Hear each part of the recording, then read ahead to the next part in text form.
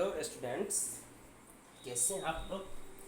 चलिए आज हम लोग पढ़ते हैं periodic table, right. Modern long form of periodic table और modern periodic table. So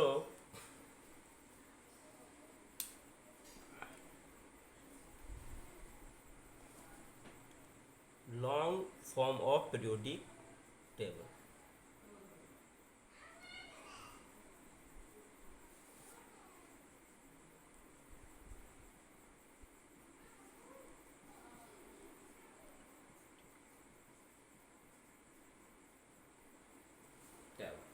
long form of periodic. इससे प्रीवियस एक लेक्चर हम लिए थे केमिस्ट्री में, तो आपको हम बताए थे इलेक्ट्रॉनिक कॉन्फ़िगरेशन आप कैसे लिख सकते हो। हाँ, तो हम एक बार फिर से एक्सप्लेन कर देते हैं। और देखिए, ये जो long form of periodic table है वो बेस्ड ऑन इलेक्ट्रॉनिक कॉन्फ़िगरेशन है।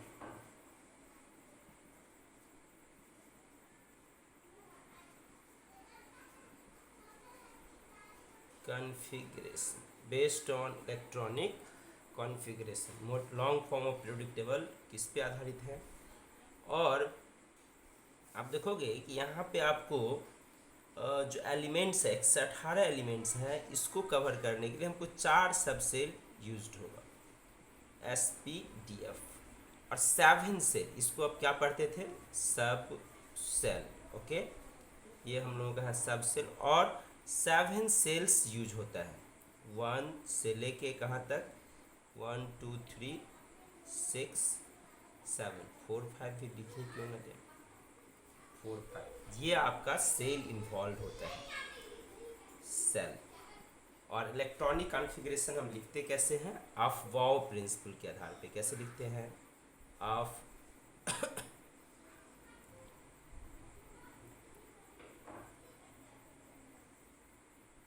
अफवाओ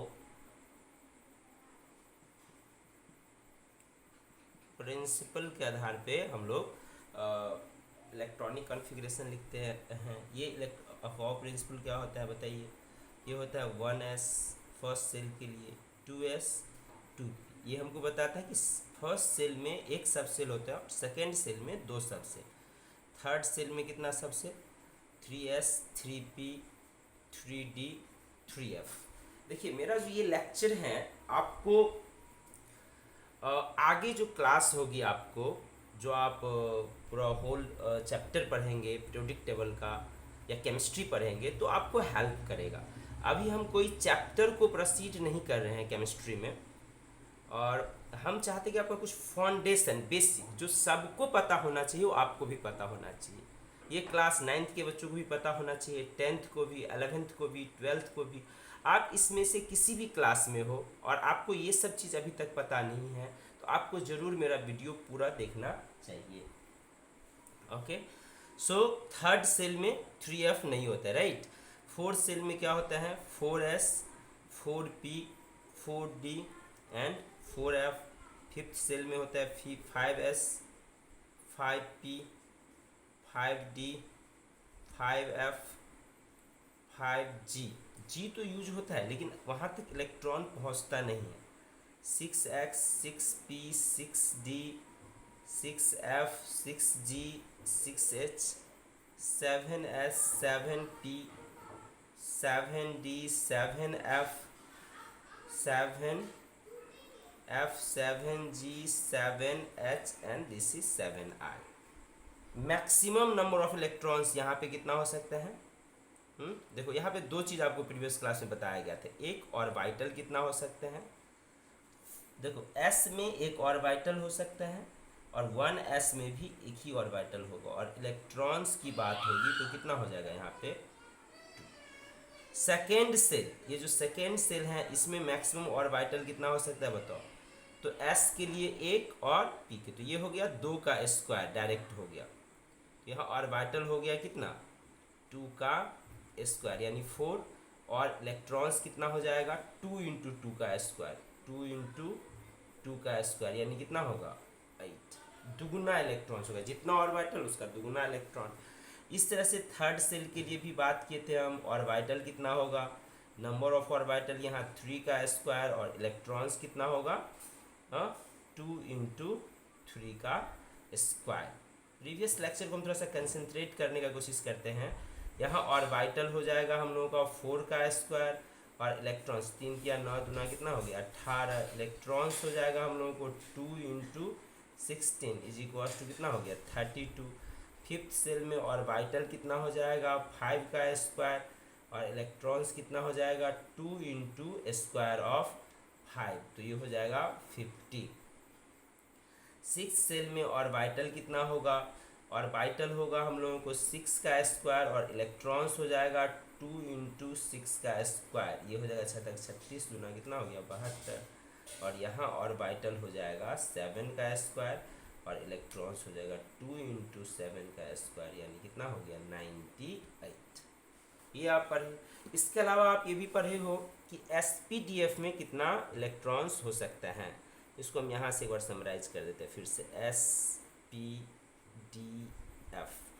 S में ऑर्बिटल कितना होगा और इलेक्ट्रॉन्स कितना होगा, तो ऑर्बिटल होगा 1, इलेक्ट्रॉन कितना हो जाएगा 2। P में ऑर्बिटल कितना होगा 3 और इलेक्ट्रॉन कितना हो सकता है 6। D में ऑर्बिटल कितना होगा 5, इलेक्ट्रॉन कितना हो सकता है 10। F में ऑर्बिटल कितना हो जाएगा 7, इलेक्ट्रॉन कितना हो जाएगा 14। इस तरह से G में ऑर्बिटल कितना हो सकता है 9, इलेक्ट्रॉन हो सकता है 18। H में ऑर्बिटल हो सकता है 11, इलेक्ट्रॉन हो सकता है कितना 22। I में ऑर्बिटल हो सकता है 13, इलेक्ट्रॉन हो सकता है कितना 24। बहुत एक पेज में बहुत सारा चीज़ हम लोगों को फिर से आ गया, कंसंट्रेटेड पेज है। यहाँ सेल सब सेल में कितना इलेक्ट्रॉन्स हैं ये हमको इजीली पता चल जा रहा है। अबव प्रिंसिपल, और देखो इसी के आधार पर हम लोग लिखते थे इलेक्ट्रॉनिक कॉन्फ़िगरेशन। तो इलेक्ट्रॉनिक कॉन्फ़िगरेशन के लिए हम लोग एरो बनाए थे। कैसा एरो, पहले हम लोग इलेक्ट्रॉन फिल करते थे 1s में, फिर किस में 2s, फिर किस में 2p, दैन 3s, फिर किस में 3p, फिर 4s, फिर किस में, तो ये हो जाएगा 3d 4p 5s, फिर किस में 4d 5p 6s, फिर किस में ये हो जाएगा 4f 5d 6p 7s, फिर किस में ऐसे। हाँ, यदि 118 तक यदि मेरे पास एलिमेंट्स हो तो यहीं तक, यदि हम लोगों को 119 इलेक्ट्रॉन्स होता यहाँ 8s भी आ जाता। यदि मान लो यदि किसी एलिमेंट्स का एटॉमिक नंबर हो जाए 120, कितना 120, तो उसमें हमको 8th सेल का ज़रूरत पड़ेगा। और पीरियोडिक टेबल में एक और जो पीरियड है वो इंक्रीज करना होगा। देखो पीरियोडिक टेबल का एकदम ये है, पीरियोडिक टेबल में 7 रो होगा, पीटी में कितना रो होगा 7। यदि पीटी का ब्लॉक डायग्राम देखो, राइट, तो इस तरह का एक ब्लॉक डायग्राम आता है पीरियोडिक टेबल का, राइट, ऐसे ही ना। और ये हम लोगों का इसका ब्लॉक डायग्राम हो जाता है पीटी। और इसी इलेक्ट्रॉनिक कॉन्फ़िगरेशन के आधार पे हम लोग पीरियोडिक टेबल लिखते हैं। हाँ, यहाँ पे भी F को भी 2 से, और यहाँ पे हम लोग को 7 होता है, 7 पार्टीशन। हाँ, तो इसको हम कहते हैं S, इसको कहते हैं D, इसको कहते हैं क्या P ब्लॉक, और ये जो है हम लोग का क्या होता है F ब्लॉक। पीरियोडिक टेबल में भी तुम देखोगे तो ये 7 पीरियड होगा। कितना पीरियड होगा 7। ऐसे ऐसे हॉरिजॉन्टल लकीर जो है कितना खींचा जाएगा 7, 1 2 3 4 5 6 7 हॉरिजॉन्टल लकीर होगा, समझ रहे हो।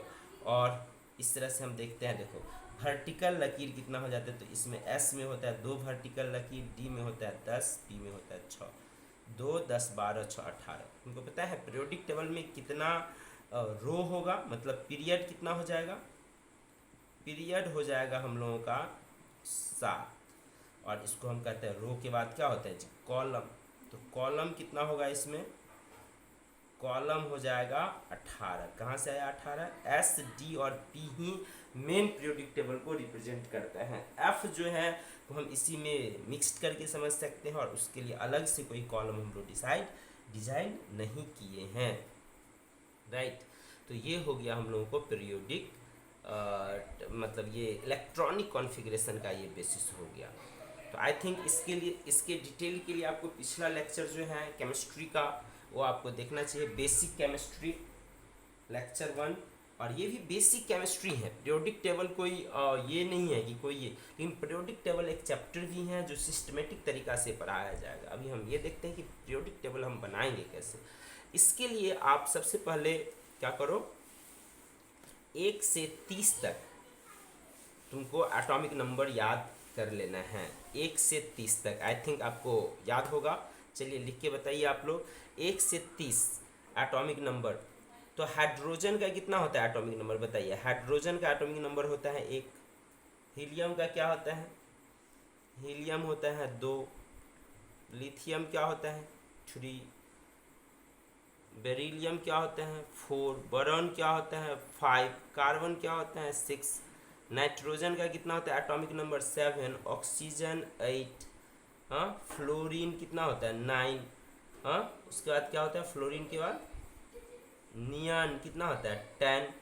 सोडियम का एटॉमिक नंबर कितना होता है 11। मैग्नीशियम का कितना हो जाता है 12।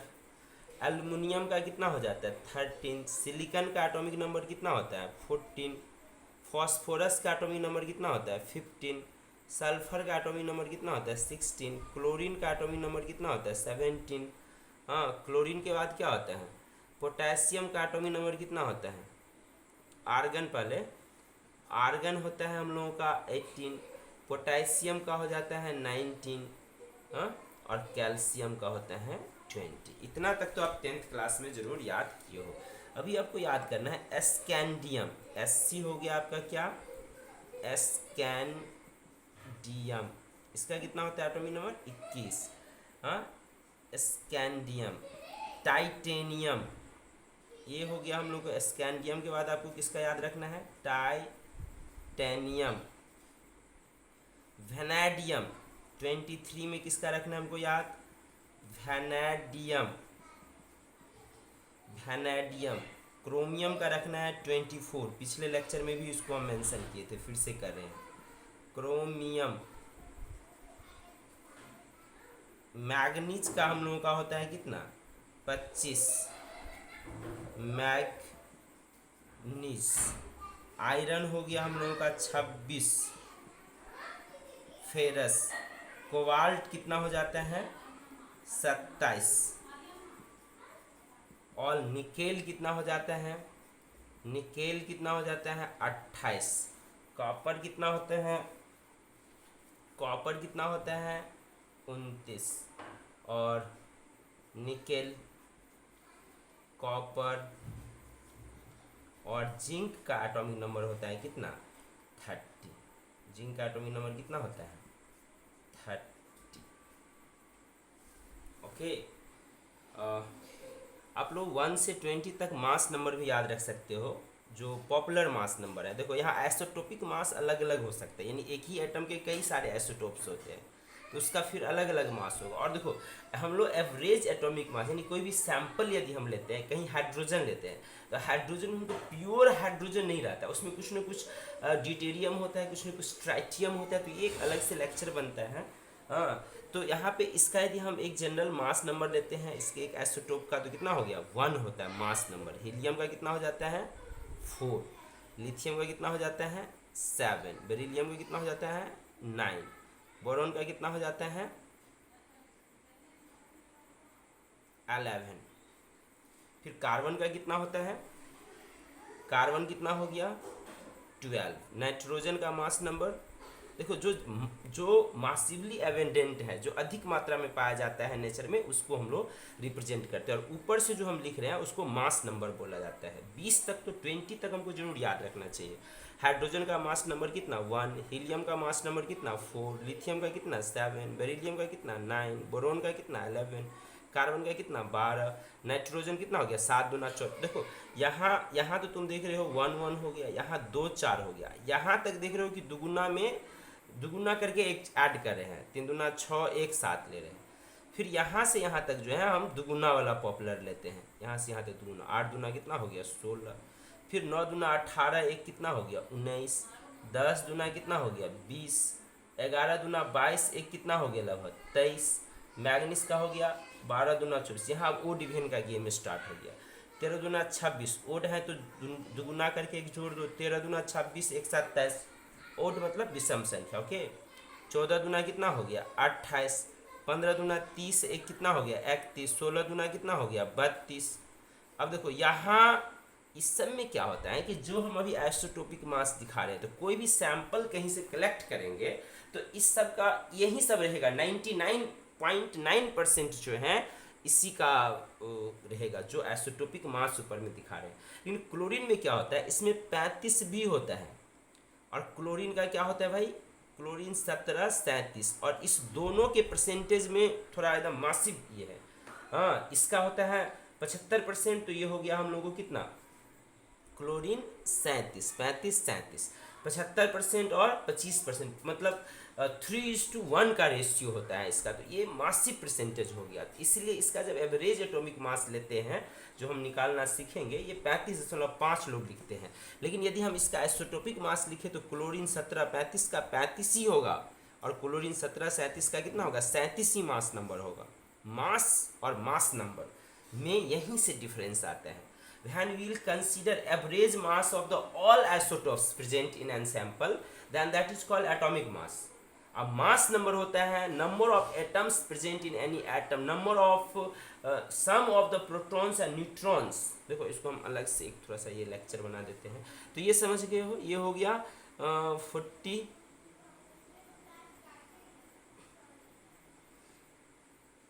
ये हो जाता है अप्रॉक्सीमेटली 40, ये हो गया हम लोग को 39, और ये हो गया 40। देखो यहाँ एक एनामलीज है, 18 दूना 36 ही होना चाहिए, लेकिन यहाँ मासिव जंप है। आर्गन का मास नंबर होता है 40 अप्रॉक्सीमेटली, और पोटेशियम का 39। तो जब ये मैंडलीफ का पीरियोडिक टेबल था, तो यहाँ पे ये एक एबनॉर्मेलिटीज देखा गया। देखो अभी हम क्या बता रहे थे, एक अभी डिस्कशन हो गया, तो ये हो गया एटॉमिक नंबर और मास नंबर, कहाँ से कहाँ तक, 1 से लेके 20 तक, 1 to 20, और एटॉमिक नंबर याद रखेंगे 1 to 30।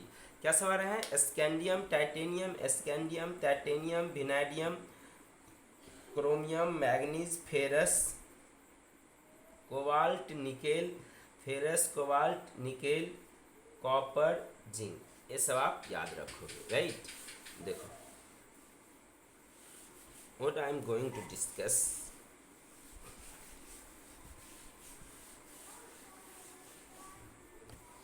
मोल कंसेप्ट का हम तुमको वीडियो बनाएंगे, बट यहाँ पे तुम यहाँ पे ये देखो कि आइसोटॉप्स क्या होता है। सबसे पहले यदि कोई एटम है, राइट, एटम को रिप्रेजेंट करने का क्या तरीका है, यदि कोई एटम हम लोगों को एक्स है, तो इसमें इस जेड को ऐसे और ए को हम यहाँ या यहाँ लिख सकते हैं, okay.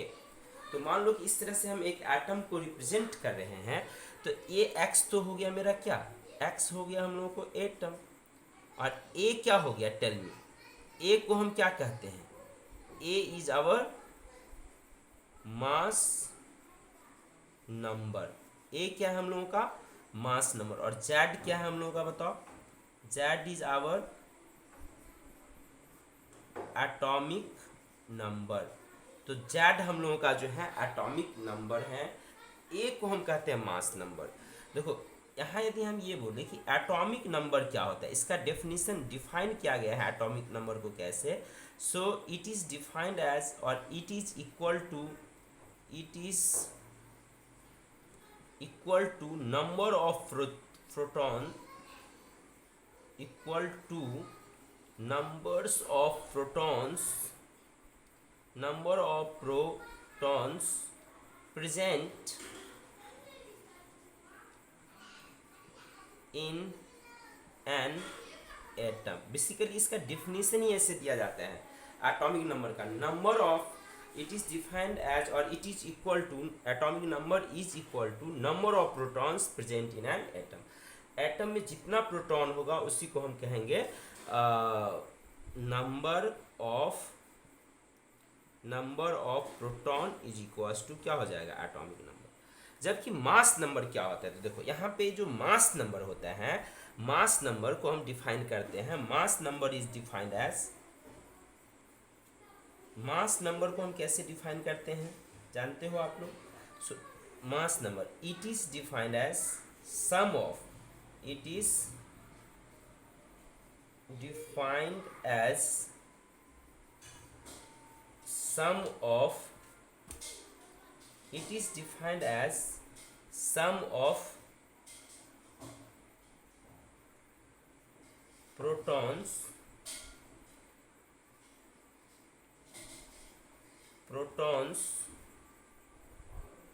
and neutrons present in an atom। तो इसको हम कैसे डिफाइन करते हैं? Sum of proton and neutron present in an atom. यहाँ प्रोटॉन्स, यदि हम मास नंबर का यदि हम बात करेंगे, हाँ मास नंबर का बात करेंगे तो ये हो जाएगा नंबर ऑफ, हाँ एटम ऐसे लिखते हैं P प्लस एन, समझ जाए। और यदि आपको न्यूट्रॉन का संख्या यदि निकालना है तो A माइनस क्या हो जाएगा P, A माइनस P। ये बेसिक डिफिनेशन होता है। और यदि हम बात करते हैं तो यहाँ पे हम लोग को जो ये रहता है mass number, mass number never be fraction, क्योंकि ये नंबर है तो नंबर फ्रैक्शन नहीं होगा। Mass number will never be a fraction, will never be a fraction। Mass number जो है कभी भी फ्रैक्शन नहीं हो सकता। और एटॉमिक नंबर क्या हो सकता है? फ्रैक्शन हो सकता है। Mass number will never be fraction, और ये एटॉमिक नंबर भी कभी फ्रैक्शन नहीं होगा। एटॉमिक नंबर और मास नंबर कभी फ्रैक्शन नहीं होता है। तो क्या फ्रैक्शन होता है? Atomic mass. एटॉमिक मास जो होता है वो average weight of masses of all isotopes present in a sample of atoms। देखो ये होता है मास। जब हम बात करते हैं एटॉमिक मास, एटॉमिक मास ये होता है average mass of an atom, average mass of all isotopes present in a sample, present in a sample। ये होता है एक सैंपल में जो होगा, एक सैंपल जब होगा तब उसमें जो एवरेज मास होगा वो होता है एवरेज मास। जैसे हम क्या कहते हैं, जैसे हाइड्रोजन है तो हाइड्रोजन का 3 आइसोटोप होता है। आइसोटोप किसको कहते हैं? क्लियर होगा? हाँ क्लियर ही होगा। आइसोटॉप, आइसोटॉप, टॉप मतलब हो गया, आइसो मतलब हो गया इक्वल सेम, और टॉप मतलब यहाँ हो गया proton, same proton. Same proton होगा तो आइसोटोप्स। सेम प्रोटॉन मतलब क्या कि उसका एटॉमिक नंबर क्या होगा? सेम होगा। तो दूसरा तरीका से इसको डिफाइन करेंगे, सेम एटॉमिक नंबर। तो होता क्या है नेचर में, यदि देखा गया कि हाइड्रोजन जो है ये 99.99% हाइड्रोजन 1 ही प्रेजेंट है, ऐसे भी दिखा रहता है हाइड्रोजन 1। हाँ लेकिन इसके अलावा इसमें 1 2 भी हो सकते हैं और 1 3 भी हो सकते हैं। देखो इसमें यदि इलेक्ट्रॉन प्रोटॉन और न्यूट्रॉन की बात होगी तो इलेक्ट्रॉन होगा 1, प्रोटॉन होगा 1। आप जानते हो इलेक्ट्रॉन की संख्या और प्रोटॉन का संख्या इक्वल होता है। और न्यूट्रॉन हो जाएगा 1 - 1 0। हाइड्रोजन में यदि हमसे कोई पूछे तो हाइड्रोजन मतलब H11 सिंपली, और उसमें नंबर ऑफ न्यूट्रॉन्स यदि हमसे पूछता है तो हम कह देते हैं 0। लेकिन यदि हमसे पूछा जाए कि यदि एक जो हाइड्रोजन है, एक सैंपल है हाइड्रोजन का, तो उसमें न्यूट्रॉन कितना है, तो यदि उस हाइड्रोजन में ये तो प्रोटियम, इसको 1 वाला को हम कभी कभी प्रोटियम कहते हैं। क्या कहते हैं इसमें? प्रोटियम। और 2 वाला जो है इसको कहते हैं ड्यूटेरियम, ड्यूटेरियम। कभी कभी इसका सिंबल होता है D, जैसे इस ड्यूटेरियम वाले वाटर को हम कहते हैं D2O। ड्यूटेरियम वाला वाटर का क्या हो जाएगा सिंबल? D2O। और हाइड्रोजन वाला सिंबल को तो प्रोटियम का क्या हो गया? H2O। तो हम लोग H2O ही लिखते हैं, D2O नहीं लिखते वाटर का फॉर्मूला। लेकिन जब ये कंपाउंड्स बनता है तो यहाँ पे इस D2O का भी अमाउंट हो सकता है उसमें। और इसमें क्या हो सकता है? ट्राइटियम। इसको हम क्या कहते हैं? ट्राइटियम। ये सब को कहते हैं हम आइसोटॉप्स, आइसोटॉप्स। अब इसका एवरेज मास लोगे परसेंटेज हिसाब से, तो तुम देखोगे एवरेज मास जब हम लेते हैं तो ये हो जाता है A1x1 प्लस A2x2 अपॉन कितना हो गया x1 प्लस x2, जहाँ पे A1 का या A3 है तो यहाँ A3 भी ले लेंगे, A3x3 अब बट्टा में क्या हो गया x3। ये हो गया परसेंटेज, ये हो गया परसेंटेज कंपोजिशन की A1x1% है, A2x2% है और A3 क्या है x3% है।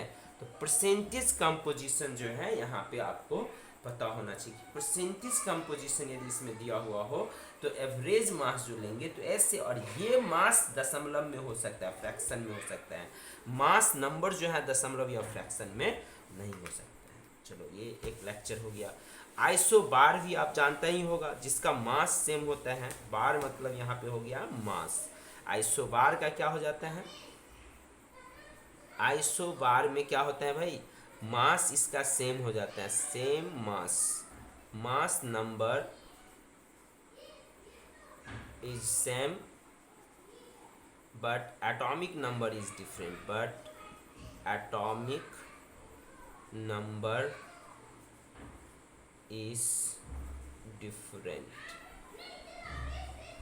और यहाँ पे एटॉमिक नंबर क्या हो गया, डिफरेंट हो गया, मास नंबर क्या हो गया, सेम हो गया। देखो ये जो हम स्टोरी बता रहे थे, जैसे कार्बन है तो कार्बन जो भी तुम कोयला लोगे या कहीं भी कार्बन है, शुद्ध कार्बन है, इसमें कार्बन C12, लेकिन उसमें शुद्ध कार्बन में C12 के साथ C14 भी होगा, हाँ, लेकिन C14 का मान क्या हो जाएगा, उसमें बहुत कम होगा, समझ लो, बहुत बहुत कम होता है। तो जो आइसोटॉप्स होता है, जो जनरल जो हम लोग एलिमेंट्स लिखे हैं 1 to 20 में क्लोरीन को छोड़ के उसमें अदर जो भी उसका आइसोटॉप्स हैं उसका परसेंटेज कम है।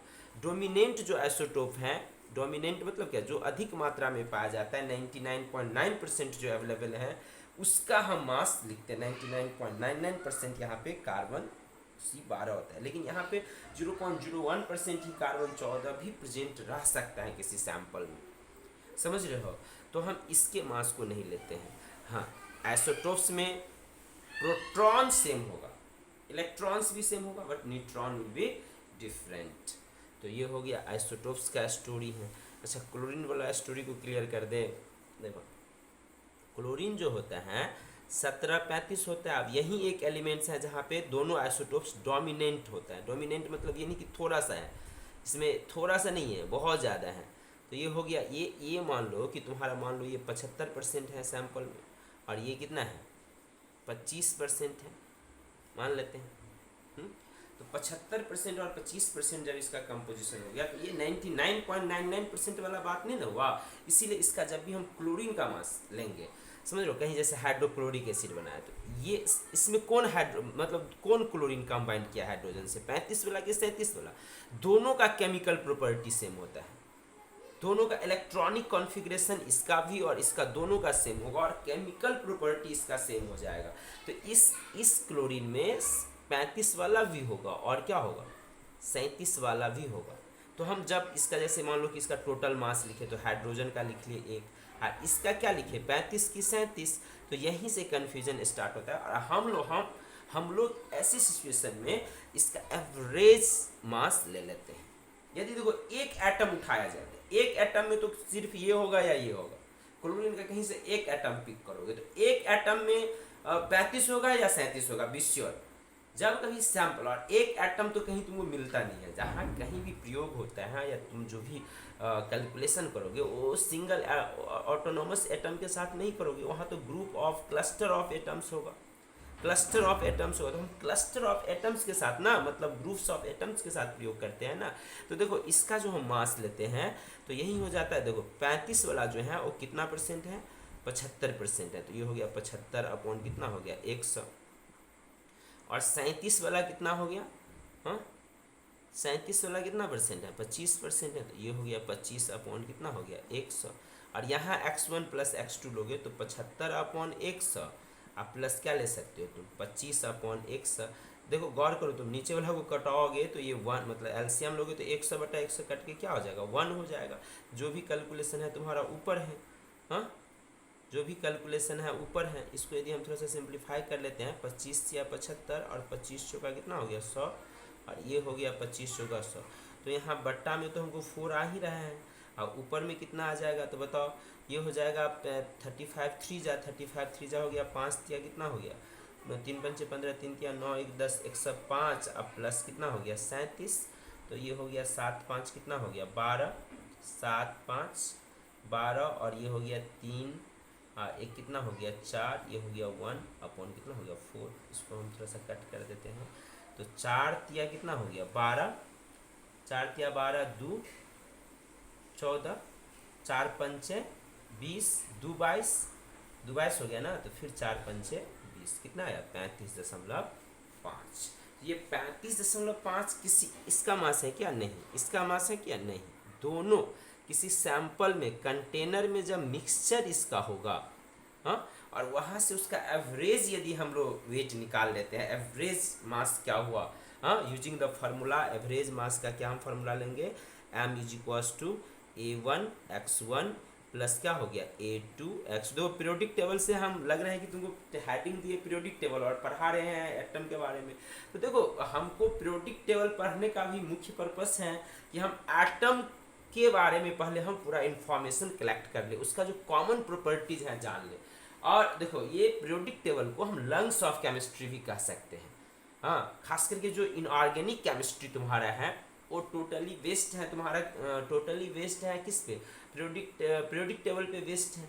और बाकी कहीं भी केमिस्ट्री में कोई भी कॉन्सेप्ट यदि हम सीखते हैं, कि ऑर्गेनिक पढ़ेंगे हम, रिएक्शन मैकेनिज्म पढ़ेंगे, जब तक पीटी का पूरा कॉन्सेप्ट क्लियर नहीं रहेगा, पीरियोडिक टेबल को हम ढंग से नहीं समझेंगे, तब तक हम वहाँ भी अपना अंडरस्टैंडिंग डेवलप नहीं कर सकते। इसलिए हम पीरियोडिक टेबल को लंग्स ऑफ केमिस्ट्री कहते हैं, समझ रहे हो ना। और यदि केमिस्ट्री में इंटरेस्ट यदि तुमको डेवलप करना है, तो सबसे पहले तुम पीरियोडिक टेबल को पूरा रट जाओ, पीरियोडिक टेबल पूरा याद होना चाहिए, राइट। हाँ, तब जो है हम लोग वहाँ से कॉन्फिडेंस पूरा मतलब गेन कर सकते हैं, और हम लोग कह सकते हैं कि हाँ, हम सीख रहे हैं, अब समझ रहे हैं अदर कंसेप्ट। कोई फार्मूला, केमिकल फार्मूला लिखते हो, कुछ खास करके जो बिहार बोर्ड से भी 10th पास किए हो, उसको एकदम बड़ी गौर से सुनना चाहिए। सोचा 10 मिनट सुना भाग गया, 10 मिनट, ये बाबू देखो मैजिक नहीं है या कोई डांस नहीं है कि तुमको मज़ा आ जाएगा, 10 मिनट में बहुत मज़ा आ जाएगा। हाँ, ये है कि आप जब पढ़ोगे एक बार, ये सीखना है, स्किल है। केमिस्ट्री, फिजिक्स, साइंस पढ़ना एक तरह का स्किल है, समझ रहे हो ना। जैसे कोई भी काम करते करते तुम्हारा उसमें तुम एक्सपर्ट हो जाते हो, साइकिल चलाते चलाते साइकिल चलाने में एक्सपर्ट हो जाते हो, तो केमिस्ट्री भी पढ़ते पढ़ते तुम केमिस्ट्री में एक्सपर्ट हो सकते हो। खास करके केमिस्ट्री तो और भी बहुत ज़्यादा मतलब ये है, प्रैक्टिस का चीज़ है। उसको गो थ्रू ऑल लेक्चर्स, ये नहीं कि 10 मिनट सुने 5 मिनट सुने फिर भगा दिए फिर छोड़ दिए। हाँ, यदि आप एक एक्टिव लर्नर बनना चाहते हो, यदि आप वास्तव में 11th और 12th को कवर करना चाहते हो, अपना स्किल नॉलेज डेवलप करना चाहते हो, then you have to go through all lecture with patience.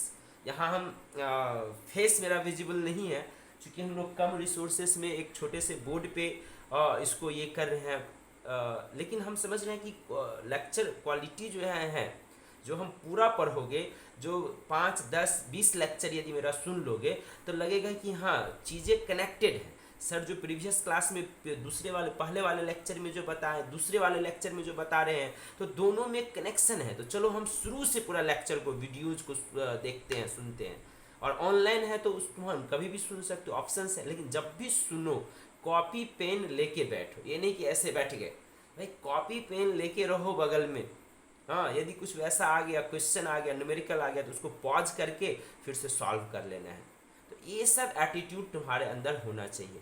ये एकदम फाउंडेशन है, बेसिक है। और रिमेंबर इट, जो केमिस्ट्री का 3 4 5 लेक्चर शुरू का मेरा देख लोगे, उसको केमिस्ट्री समझने में दिक्कत नहीं होगी। कोई भी टीचर केमिस्ट्री पढ़ाएंगे तो तुमको वो क्लास में समझ में आएगा।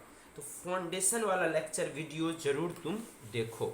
हाँ, इसमें हम मोल कंसेप्ट, एटॉमिक स्ट्रक्चर, ये सब बेसिक पूरा डिस्कस करने वाले हैं। लेकिन हम पहले पीरियोडिक टेबल पे 1-2 क्लास खींचेंगे, ठीक है, कम से कम एक और क्लास तो जरूर लेंगे। तो देखो, अब हम लोग आते हैं कि पीरियोडिक टेबल हम लोग कैसे बनाएंगे। तो हमको इतना अभी तक पता चल गया कि पीरियोडिक टेबल में तीन ब्लॉक हम लोग यहाँ पे लेंगे। पहले मेन ब्लॉक, पीरियोडिक टेबल के मेन ब्लॉक में तीन ब्लॉक है और यहाँ पे क्या है 7 रोज हैं। हाँ 7 रोज, देखो एक, यहाँ पे हम 7 रोज बना देते हैं, 1 2 3 4 5 6 7 और कॉलम हमको बनाना होगा 18। कॉलम कितना बनाना होगा 1 2 3 4 5 6 ही हुआ 7। कॉलम हमको कितना बनाना चाहिए 18 कॉलम, 7 रो एंड कितना, इसको हम रो कहते हैं, क्या कहते हैं इसको, रो। तो इसी को हम लोग कहते हैं पीरियड। रो मतलब क्या हो गया, ये हो गया पीरियड। किधर है पीरियड, इधर नीचे की तरफ है पीरियड, राइट, ये पीरियड है। पीरियड कितना है पीरियोडिक टेबल में 1 2 3 4 5 6 7 पीरियड है, याद रखो पीरियोडिक टेबल में कितना पीरियड है 7। और ये कॉलम कितना आएगा, कॉलम आएगा 18। देखते हैं 18 होता है कि नहीं हमसे। 1 1 2 3 4 5 6 7 8 9 10 11 12 13 14 15 16 पूरा आ गया 17 एंड 18।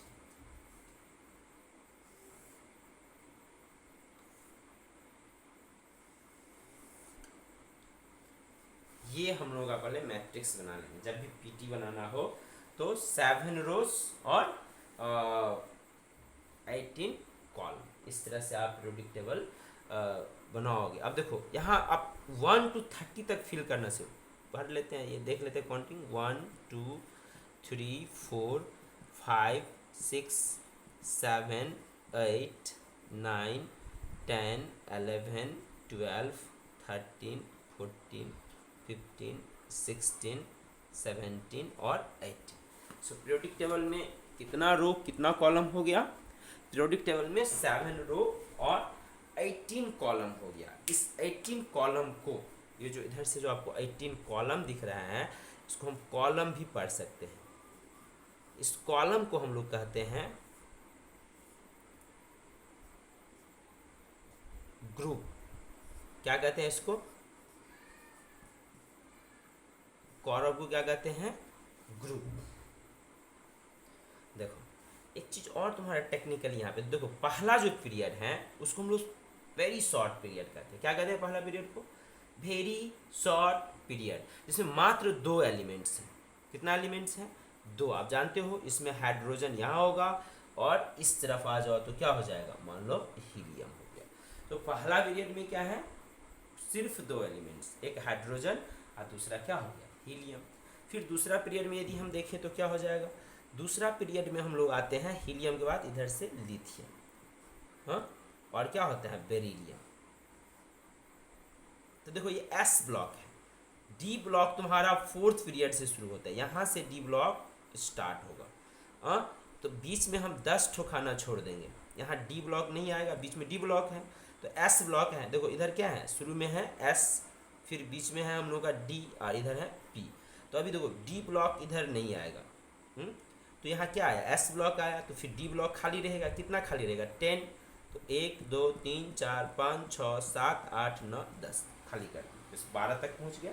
तो अब 13th ग्रुप से मेरा फिर से एलिमेंट्स भरना शुरू होगा और ये हो जाएगा। देखो ये हाइड्रोजन का 1 होता है एटॉमिक नंबर, हीलियम का 2, लिथियम का 3, बेरिलियम का 4, यहाँ से बोरॉन का क्या हो गया 5, कार्बन का कितना हो गया 6, नाइट्रोजन क्या होता है 7, ऑक्सीजन क्या होता है 8, ऑक्सीजन, फ्लोरीन क्या होता है 9 और नियन होता है कितना 10।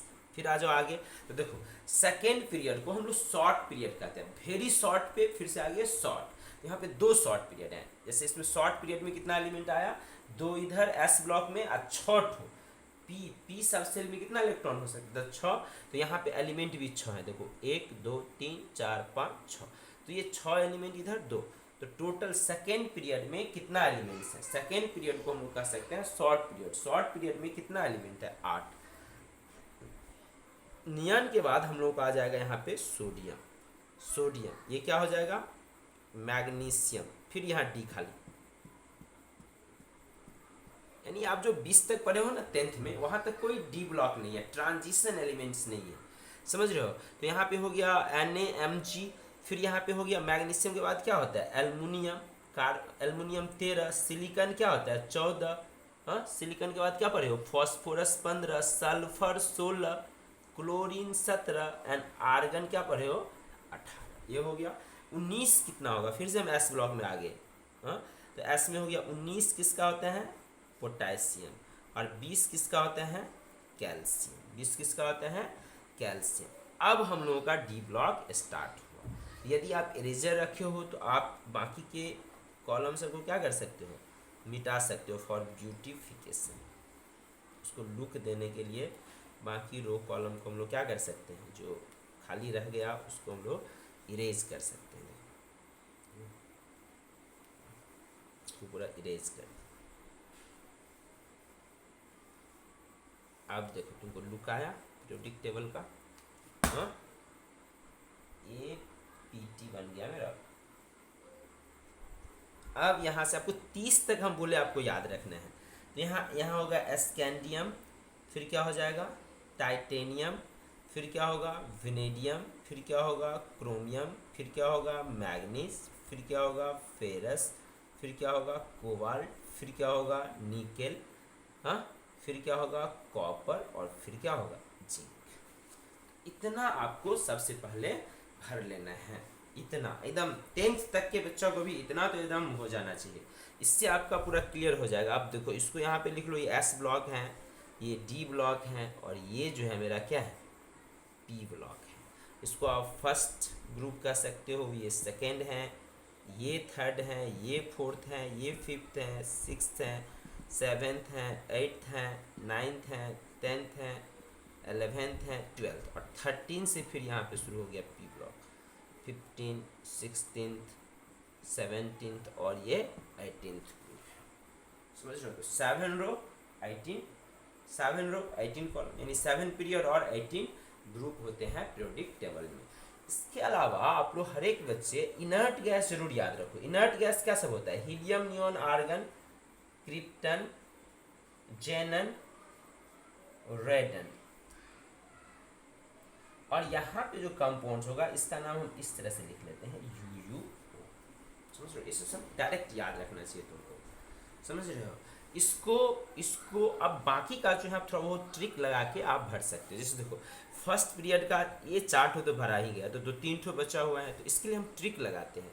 हे ली ना करे रब से फरियाद, बहुत पॉपुलर है, सबको याद रहते हैं।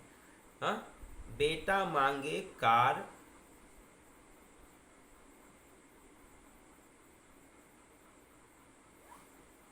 बेटा मांगे कार स्कूटर, और बाप राजी।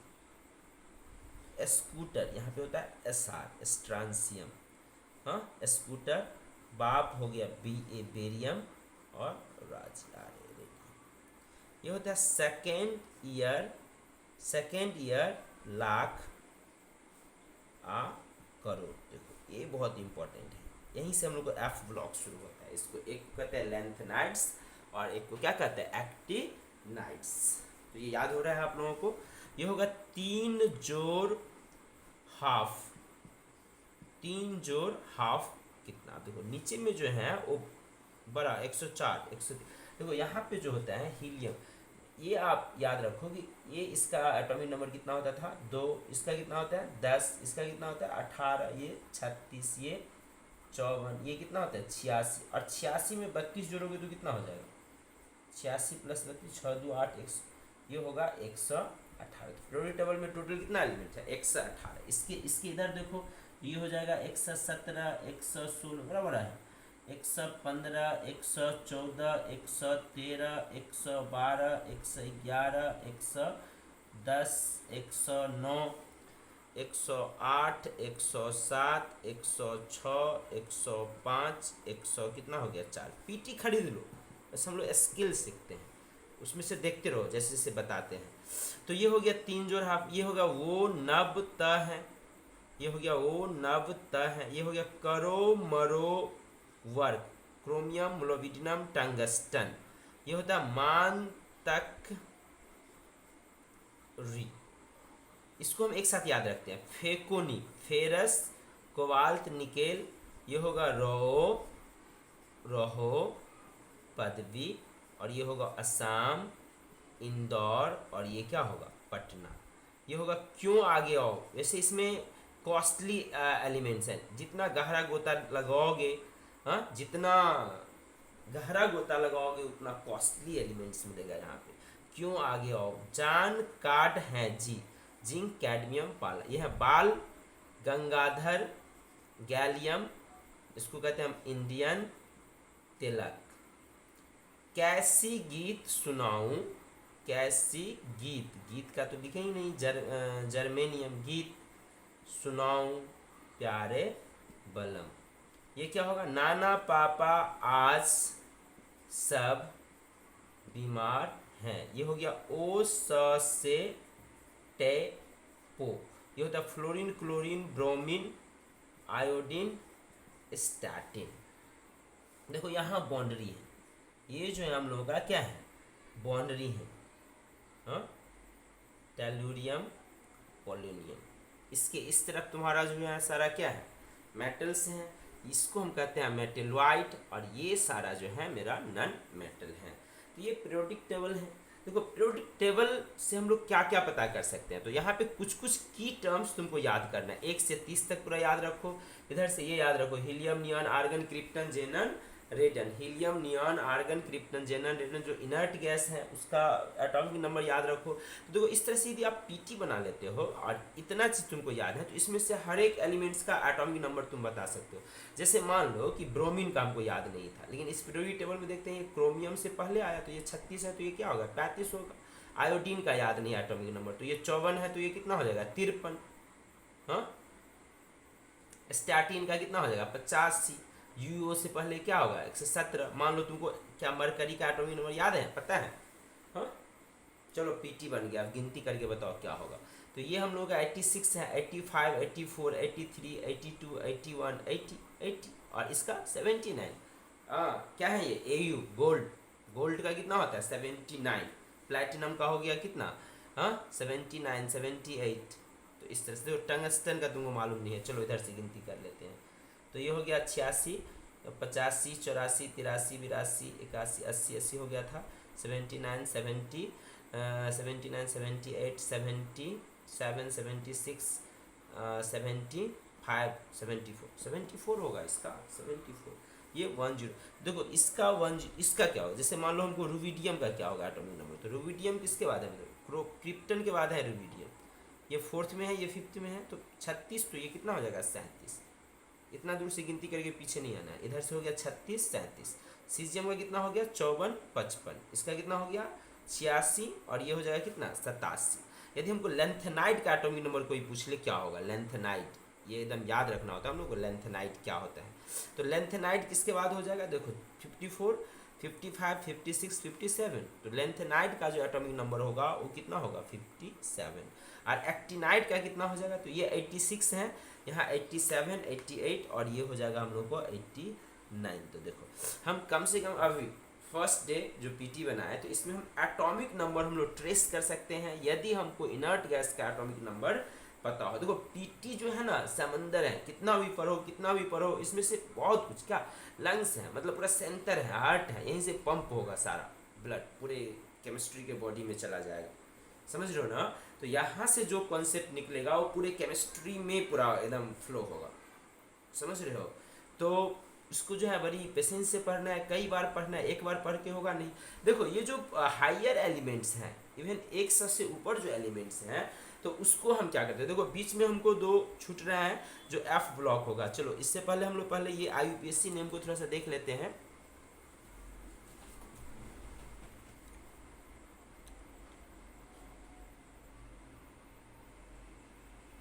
ओके, IUPAC नेम को थोड़ा सा देख लेते हैं कैसे हम लोग लिखते हैं।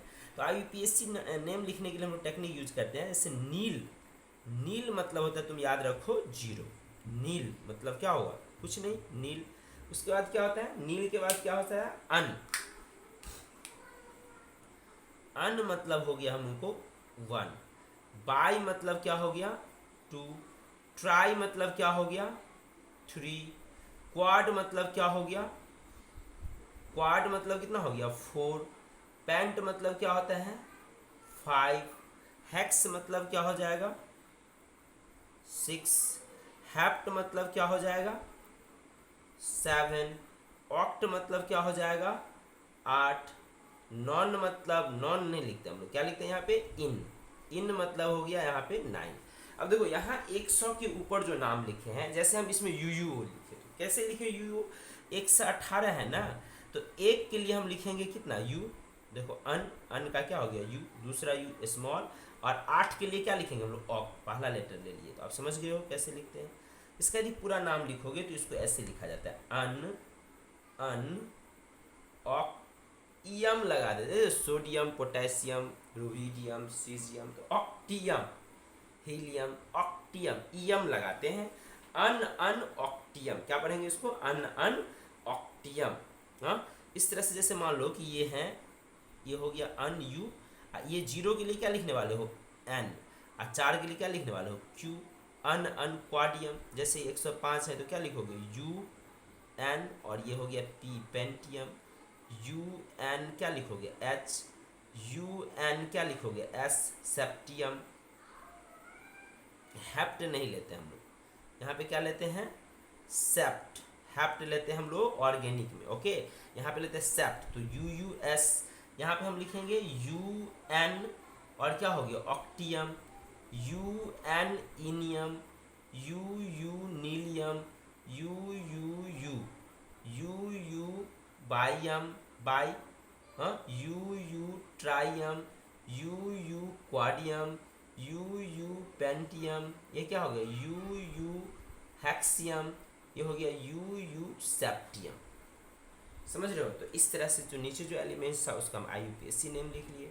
देखो लेंथेनाइट्स और एक्टिनाइट्स के बारे में, तो देखो इसको इसको इसको एकदम कॉपी कर लो, पेन निकालो, कॉपी निकालो और समझो। नील मतलब नील 0, अन 1, बाई 2, ट्राई 3, क्वाड 4, पेंट 5, हाँ, हेक्स 6, सेप्ट 7, एक्ट ऑक्ट 8, इन 9, और इस तरह से हम IUPAC नोमेनक्लेचर हायर एलिमेंट्स के लिए कर सकते हैं। देखो यहाँ हम लेंथेनाइट्स एक्टिनाइट्स के बारे में इसको मिटाते हैं, तुम कॉपी कर लो। ये जस्ट आपको हम अभी बता देते हैं कि ये जो है 104 है, ये है 89, तो बीच में इतना गैप क्यों है। यहाँ 104 से पहले 103 होना चाहिए, 103 कहाँ गया, 57 के बाद यहाँ 58 नहीं होगा, समझ रहे हो। हाँ, यहाँ पे क्या हो जाएगा बताओ, ये देखो, ये है 86, 85, 83, 84, 82, ये हो गया 80, 80, यहाँ पे कितना हो गया 80 हो गया, ये 79, 78, 77, 76, 74,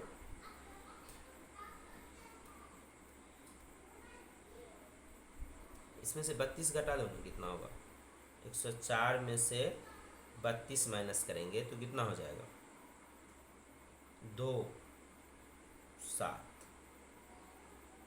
72, 72 होगा। हाँ, 72 हो जाएगा ये, 72, 73, 74, 75, 76, 77, 78, 79, 80, देख रहे हो आगे काउंटिंग सही है, तो ये हो जाएगा हमको 72। तो ये सब कैसे पता चलेगा हमको, तो देखो इसी के बाद लेंथेनियम के बाद हम लोग को F ब्लॉक स्टार्ट होता है, जिसके लिए यहाँ पे F ब्लॉक एलिमेंट्स को भी हम नहीं लिखेंगे, उसको हम खाका बना देते हैं कि F ब्लॉक में क्या है। देखो हम हर एक पीरियड और ग्रुप्स का प्रॉपर्टीज लेके आएंगे तो उसमें हम बहुत कुछ लिखा देंगे तुमको। यहाँ पे हम देख सकते हैं यहाँ जो एलिमेंट्स आएगा वो लेंथेनाइट्स के बाद का एलिमेंट्स आएगा, और यहाँ जो एलिमेंट्स आएगा वो एक्टिनाइट्स के बाद का, यानी यहाँ जो आएगा वो 57 से आगे, और यहाँ जो आएगा वो 89 से आगे। तो यहाँ जो एलिमेंट्स स्टार्ट होगा वो कहाँ से 58 से, और यहाँ जो एलिमेंट्स स्टार्ट होगा 90। यूरेनियम का क्या होता है जानते हो तुम लोग, यूरेनियम का कितना होता है, ये हो गया 91 और ये हो गया 92, यही तो यूरेनियम होता है। हाँ, यूरेनियम 92, 92। तो इस तरह से यहाँ पे कितना एलिमेंट्स होगा, तो यहाँ 14 एलिमेंट्स हैं, यहाँ पे कितने एलिमेंट्स हैं 14, यानी ये होगा यहाँ पे +1 से +14 तक लेके चलो, यानी कहने का मतलब यहाँ पे काउंटिंग कर लो तो 58, उसके बाद क्या हो जाएगा 59, 60, 61, 62, 63, 64, 65, 66, 67, 68, 69, 70, 71, देखो तो यहाँ तक होगा, इसमें क्या हाँ, इसमें यदि हम लोग 1 ऐड करेंगे तो कितना हो जाएगा 57 + 1 कितना होता है बताओ, 57 + 1 हो गया कितना 58, तो 58 से शुरू होगा, और इसमें हम लोग कितना ऐड करेंगे 14, तो 14 ऐड करोगे तो कितना हो गया 7, 5 1 6 1 7 71। इस तरह से यहाँ पे 1 ऐड किया, 89 में 1 ऐड किया तो कितना हो गया 90, और इसमें 14 ऐड करते हैं तो कितना हो जाएगा 9 4 13 और 8 3 11, 9 4 13 8 1 9 1 10 103, यहाँ पे जो लास्ट एलिमेंट होगा 103, तब होगा फिर यहाँ 104, यानी 92 93 94 95 96 97 98 99 100 101 102 103, तो ये एलिमेंट्स हम लोग को एफ ब्लॉक के अंदर होगा। कितना एलिमेंट होगा 14, 98, एटॉमिक नंबर 98 से लेके 71 तक और 90 से लेके 103 तक। देखो एटॉमिक नंबर तुमको पता चलना चाहिए कि कहाँ क्या है। हाँ, यदि आपको पोटेशियम तो ये तो पहले से याद है 19, तो ये है हम लोग का 20 21 22 23 24, इस तरह से। तो हम किसी भी एलिमेंट जैसे गैलियम का क्या होगा, तो यहाँ 36 है तो 35 34 33 32 31 होगा। और भी कई टेक्निक हैं जिससे हम आपको बता सकते हैं यहाँ एटॉमिक नंबर क्या होगा, मैजिक नंबर का कॉन्सेप्ट है। तो ये हो गया पीरियोडिक टेबल। हाँ, आज हम पीरियोडिक टेबल कंस्ट्रक्ट किए और उसमें एटॉमिक नंबर किसका क्या होगा ये आपको हम हिंट दिए। इसका ऑल अदर प्रॉपर्टीज जो है हम लोग नेक्स्ट क्लास में हम लोग डिस्कस करेंगे। और ये 1 से 30 तक निश्चित रूप से याद रखो। इनर्ट गैस जरूर याद रखो, helium, neon, argon, krypton, xenon, रेडन। इसका क्या होता है 2, इसका क्या होता है 10, इसका क्या होता है 18, इसका एटॉमिक नंबर क्या होता है 36, 54 और ये कितना हो जाएगा 86। यहाँ से यहाँ 8 का गैप है, फिर 8 है, फिर 18 है, फिर 18 है, फिर कितना है 32 का गैप है। तो ये इनर्ट गैस को याद रखो, इससे आपको पीरियोडिक टेबल में सारे एलिमेंट्स का एटॉमिक नंबर पता चल जाएगा। जो ट्रिक बोले उसको फिर से बोलना। और नेक्स्ट क्लास में भी हम पीटी बनाएंगे, अभी 1-2 क्लास में पीटी बनाएंगे और उस पर हम बहुत सारे प्रॉपर्टीज़ को डिस्कस करेंगे। ओके, तो इसको मिटाते हैं हम। Thank you for watching.